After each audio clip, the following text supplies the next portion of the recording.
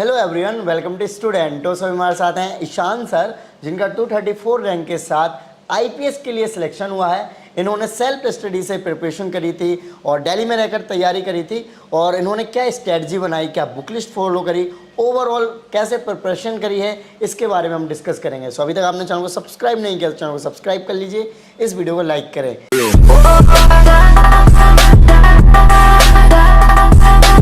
तो सर सबसे पहले ये बताइए कि आपका एजुकेशन बैकग्राउंड क्या था? जी, मैंने कोलकाता से अपनी स्कूलिंग करी थी। 2014 में मेरी स्कूलिंग ख़त्म हुई। फिर मैं राजस्थान में गया था मेरी ग्रेजुएशन और पोस्ट ग्रेजुएशन के लिए। केमिस्ट्री में मैंने की थी ग्रेजुएशन।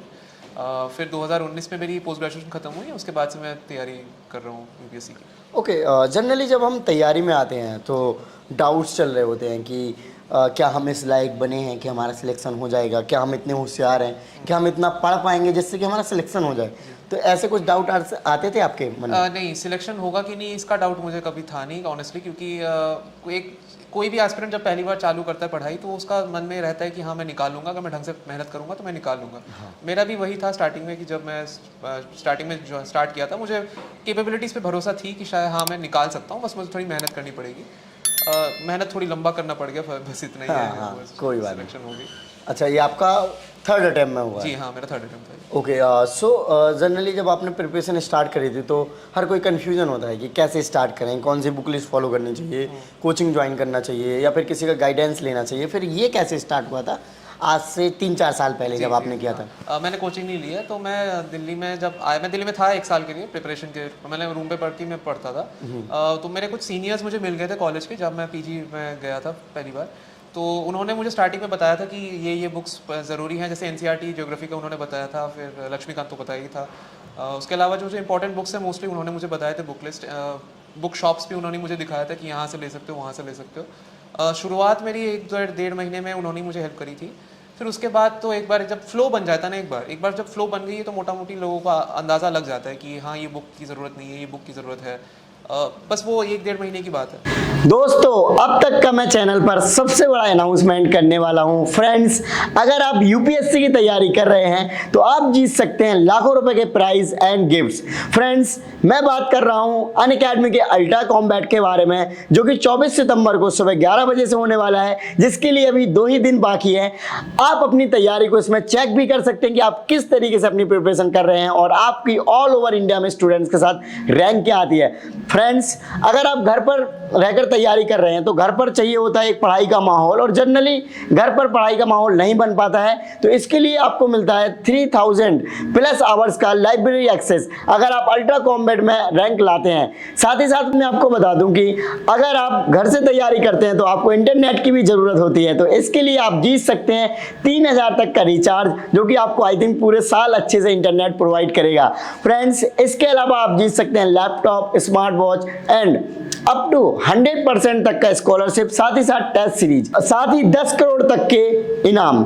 फ्रेंड्स, ये अल्ट्रा कॉम्बैट 24 सितंबर को होने वाला है सुबह 11 बजे से। आपकी तैयारी की प्रिपरेशन लेवल चाहे जो भी हो, आप इस कॉम्बैट में पार्टिसिपेट करें। आपकी प्रिपरेशन चाहे उतनी अच्छी भी ना हो तब भी आप पार्टिसिपेट कर सकते हैं। अगर आपकी 500 भी रैंक आती है तो आपको कुछ ना कुछ गिफ्ट्स या फिर वाउचर्स जरूर मिलेंगे। सो फ्रेंड्स, ये जो कॉम्बैट है 2 ही दिन बचे हैं, जाके लिंक वीडियो के डिस्क्रिप्शन में है, जाके रजिस्टर्ड करें और मेरा कोड स्टूडेंटो यूज करें। हिंदी और इंग्लिश दोनों मीडियम के स्टूडेंट्स कर सकते हैं, सो लिंक वीडियो के डिस्क्रिप्शन में है। ओके, अभी आपने बताया कि आपको थोड़ा सा टाइम लग गया आज से, है ना, 3 से 4 साल लग गए, और जब आप तैयारी में आए होंगे तो सोच रहे होंगे कि फर्स्ट अटेम्प्ट में मेरा सिलेक्शन हो जाएगा। तो वो क्या कमियां नज़र आई आपको पूरी तैयारी के दौरान कि आप अगर फर्स्ट अटेम्प्ट में ऐसा करते तो शायद सिलेक्शन हो जाता, ऐसा कुछ?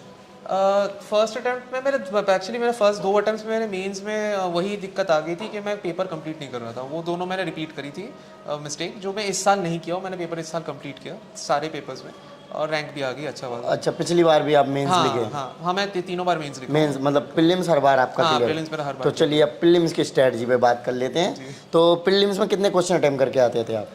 वैरी करा था। फर्स्ट अटेम्प्ट में मैंने 79 to 80 किया था। सेकंड अटेम्प्ट में मैंने 85 का राउंड किया था। इस अटेम्प्ट में मैंने 79 किया, क्योंकि क्वेश्चन पेपर थोड़ा डिफिकल्ट था 2022 का, तो मैंने 79 किया था। ओके, और प्रीलिम्स की तैयारी कैसे करी थी? प्रीलिम्स की तैयारी फर्स्ट ऑफ ऑल तो मैं बोलूँगा कि करंट अफेयर्स पे ज़्यादा फोकस नहीं करने को, क्योंकि ज़्यादातर क्वेश्चन स्टैटिक से ही आते हैं।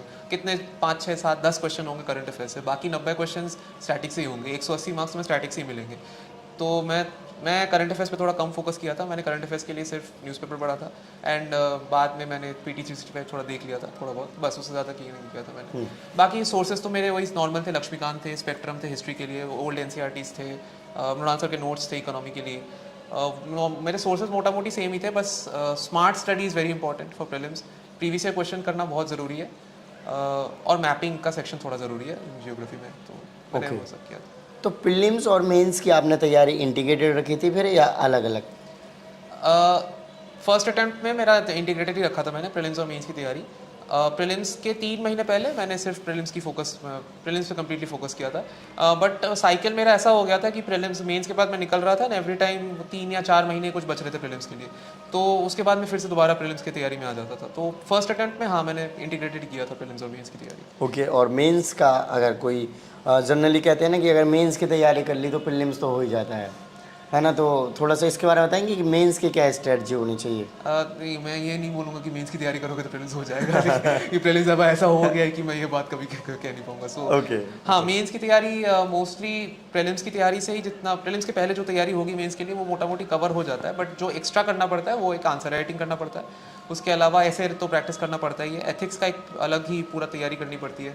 फिर GS 1 2 3 में कुछ माइक्रो टॉपिक्स होते हैं जो जनरली लोग तैयार नहीं करते। जैसे पेपर 1 में एक है distribution of resources across the world, geography का पार्ट है, लेकिन मेरे पिछले साल मैंने भी नहीं किया था ये।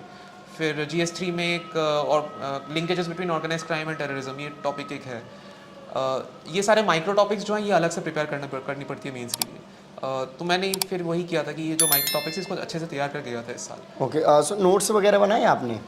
जी हाँ, मैंने प्रीलिम्स के अलग नोट्स बनाए थे, मेंस के लिए अलग नोट्स बनाए थे। ओके, प्रीलिम्स मेंस के अलग नोट्स बनाए? हाँ, इतना टाइम मिल गया आपको? वो फिर 1 साल मिला था, मैं 2019 में चालू किया था ना पढ़ाई करना। फिर मेरा अटेम्प्ट, फिर बीच में कोविड का लॉकडाउन आ गया था, तो अटेम्प्ट भी थोड़ा पीछे हो गया, तो टाइम मिल गया मुझे, तो मैं बना लिया। ओके, आपको क्या लगता है कि जनरली 1 साल में अटेम्प्ट क्लियर करने का सोचते हैं तो 1 साल सफिशिएंट होता है? जी हाँ, 1 साल मोर देन सफिशिएंट होता है। इनफैक्ट तो मैं बोलूँगा 9 से 10 महीने भी सफिशिएंट होते हैं तैयारी के लिए, अगर आप सही से लग के पढ़ते हैं। हाँ, सही से लग के पढ़ते हो तो सफिशिएंट। तो आपने पढ़ा तो हो गई फर्स्ट अटेम्प्ट में, इसका मतलब नहीं पढ़ा था?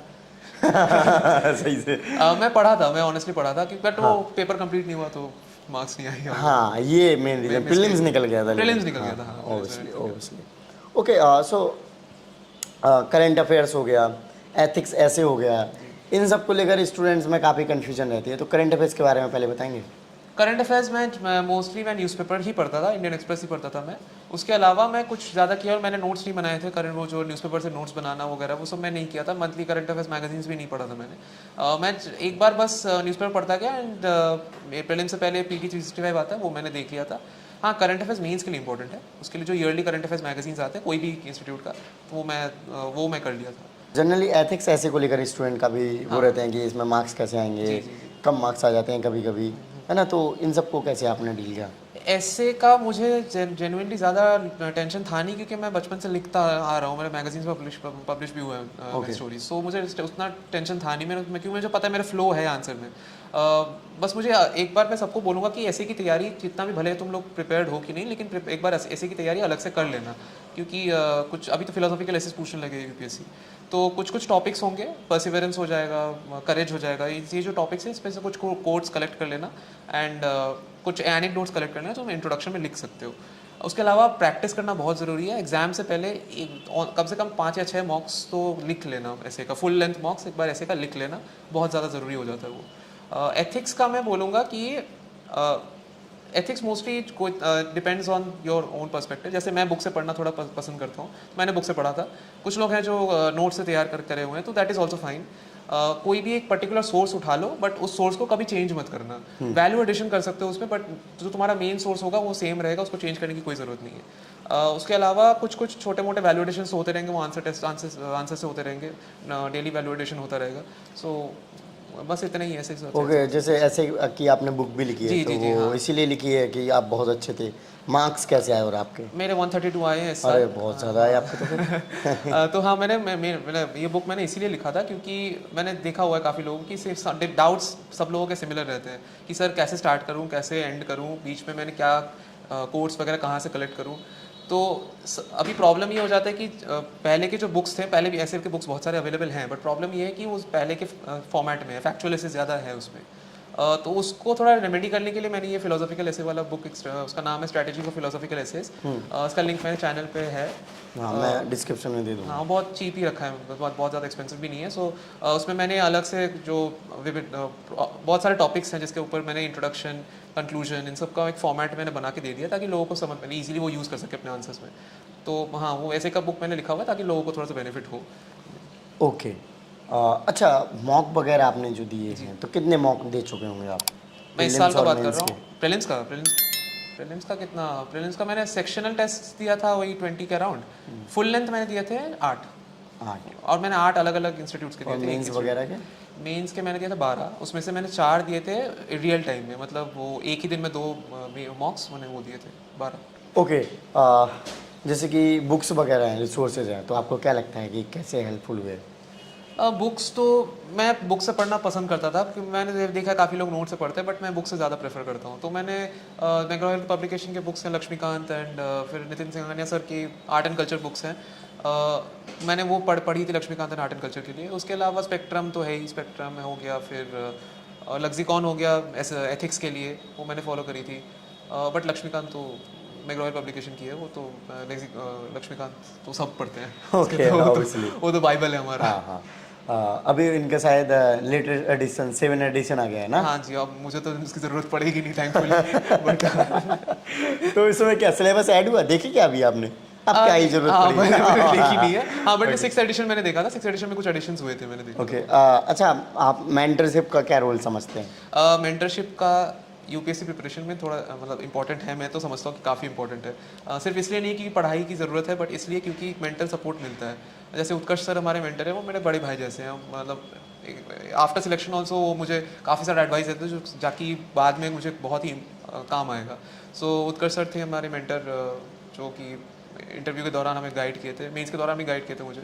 तो मेंटरशिप, कोई एक अच्छा मेंटर मिलना एक नसीब की बात है। तो मैं हमेशा सबको बोलता हूँ कि एक अच्छा मेंटर तुम्हें मिल गया ना, तो तुम्हें एक खजाना मिल गया, तो तुम हमेशा संभाल के रखो। ओके। और जो आपका ऑप्शनल है उसके बारे में बताएंगे? हाँ, मेरा ऑप्शनल था हिस्ट्री। मेरा ऑप्शनल में ही कमी रह रही थी पिछले 2 सालों में, क्योंकि लास्ट ईयर मुझे मिला था 236, इस बार मुझे मिला 288। तो मेरे ऑप्शनल की एक वजह है मैं जो मैं सिलेक्शन हुआ इस साल। ऑप्शनल में एक मैं बात सबको बोलूँगा कि मैं प्रेफर करूँगा कि बुक से पढ़ो ऑप्शनल, क्योंकि नोट्स से पढ़ना, कोई टॉपर हो जैसे मैं भी हूँ, मैं अपने लिए नोट्स बनाया था, कोई भी टॉपर होगा वो अपने लिए नोट्स बनाता है, ताकि ये इसलिए नहीं कि दूसरे लोग समझ सके। बुक्स में ये बात नहीं होती, बुक सबके लिए लिखा रहता है, वो फ्लो रहती है बुक में। तो ऑप्शनल के लिए बुक से पढ़ो। आंसर राइटिंग प्रैक्टिस करना बहुत ज़रूरी है, प्रीवियस ईयर क्वेश्चन देखना बहुत ज़रूरी है, सिलेबस साथ में रखना बहुत ज़रूरी है, कोई भी ऑप्शनल हो सिलेबस रखना बहुत ज़रूरी है। एंड पीरियोडिकली अपने नोट्स को अपडेट करता रहना, जो भी तुमने नोट्स बनाए उसका नोट्स अपडेट करते रहो, वो इंपॉर्टेंट है। आंसर राइटिंग बहुत ज़रूरी है वो ऑप्शनल के लिए। तो मोस्ट मोरलेस यही रहेगा ऑप्शनल की तैयारी के ऊपर। ओके। और इंटरव्यू का कैसे किया था, और इंटरव्यू में क्या क्वेश्चन पूछा गया था जो काफ़ी यूनिक हो, आपको मजा आया हो? हाँ इंटरव्यू तो मैंने और मेरे ग्रुप ऑफ फ्रेंड्स थे, अरविंद भाई भी थे उसमें। हाँ। तो इंटरव्यू की प्रिपरेशन हमें साथ में करी थी। मोस्टली हमने ट्रांसक्रिप्ट्स तैयार की थी लास्ट ईयर हाँ, ट्रांसक्रिप्ट्स तैयार करी थी हमने। डिस्कस करते थे हम लोग करंट अफेयर्स जो होते थे न्यूज़पेपर्स में, हम लोग वो डिस्कस करते थे। जनरली हम लोग कोई एक करंट अफेयर टॉपिक एक जन लेते थे, जैसे मैं इंटरनल सिक्योरिटी के ऊपर टॉपिक्स लेता था, मैं उस पर रिसर्च करके मैं ग्रुप्स में बताता था, मैं अपना जो ग्रुप था उसमें बताता था कि और डिफरेंट टॉपिक के किसी और ने कहा? हाँ, डिफरेंट पर्सपेक्टिव से हो जाता था। फिर एक जन का बहुत मतलब काफ़ी सारे टॉपिक्स हम लोग तैयार हो जाते थे ऐसे करके। 8 लोगों का ग्रुप था, 6 जन का सिलेक्शन हो गया उसमें। उसके अलावा इंटरव्यू में मुझसे मेरी सत्यवती मैम बोर्ड थी, she was the chairman, Satyavati ma'am.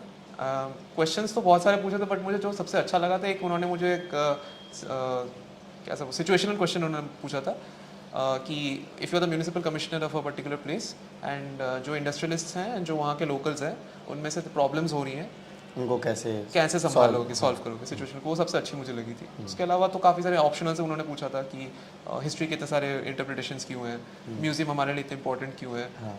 एक मुझे स्टोरी के बारे में पूछा था कि मैं स्टोरी लिखता था, तो उन्होंने पूछा था कि कौन सा स्टोरी तुम्हारा सबसे ज़्यादा फेवरेट है। कौन सी फेवरेट? हाँ, उसको थोड़ा सा बताओ, उसको शॉर्ट में बताओ। अच्छा। जनरल कॉन्वर्सेशन जैसी होती है। ओके सो फाइनली आप जो फ्यूचर एस्पिरेंट्स हैं उनको क्या मैसेज देना चाहेंगे?